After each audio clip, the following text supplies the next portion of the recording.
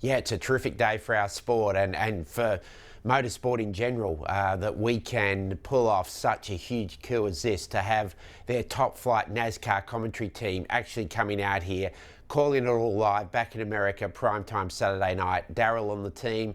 It's a great moment for V8 supercars. Well, I think this is going to be a tremendous event for speed. To bring your series to the American audience is really going to fill a void.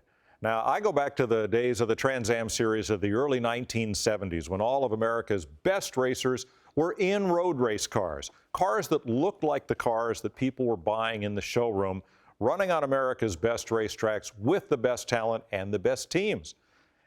And since then, aside from the great IMSA Camel GT of the 80s, we haven't had that kind of road racing in America.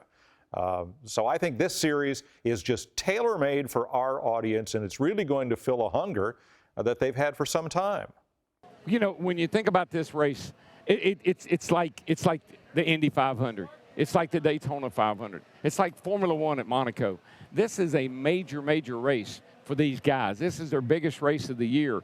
It's 1,000 kilometers, 620 miles on a 17-turn road course, the mountain they call it. I am so fizzed up to get down there and hang out with these guys. I mean, I watched this on TV, and I'm just really, I can't wait to get down there and hang with these guys, because it's exciting, most exciting racing I've ever seen. I think what it proves is that we're really gaining international traction. I mean, to have the Whole Speed Fox organisation from North America so dedicated and so involved in covering both the Bathurst round and the Gold Coast round as an experiment as to what we're going to get into in season 2012 is tremendous. For several years now, we've been hearing Marcos Ambrose tell us how great the racing is in Australia and the great talent that it produces, and of course that he's the proof of that. And he's right on all counts. He has established himself as a star in the NASCAR Sprint Cup Series. He's got a victory under his belt, and every race you see him giving it all.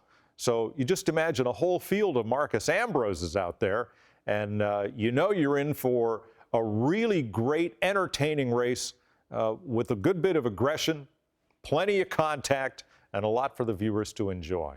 When I knew I was going down to Bathurst, of course, I went to the local expert here, you know, Marcos Ambrose, and asked him about the racetrack. He said it's one of the most treacherous racetracks he's ever raced on, one of the most difficult races that you'll ever run. I mean, 620 miles, that's a lot of racing on a road course. Plus, there's hazards everywhere. The corners are treacherous. You've seen kangaroo on the racetrack, for heaven's sakes. And, of course, the competition is amazing. These guys will qualify within a second of each other. That's how close and how competitive the cars are.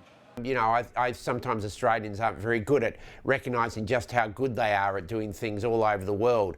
And this is a good example where we're really excelling in motorsport, and everybody in the pit lane is to be congratulated we've got to this point.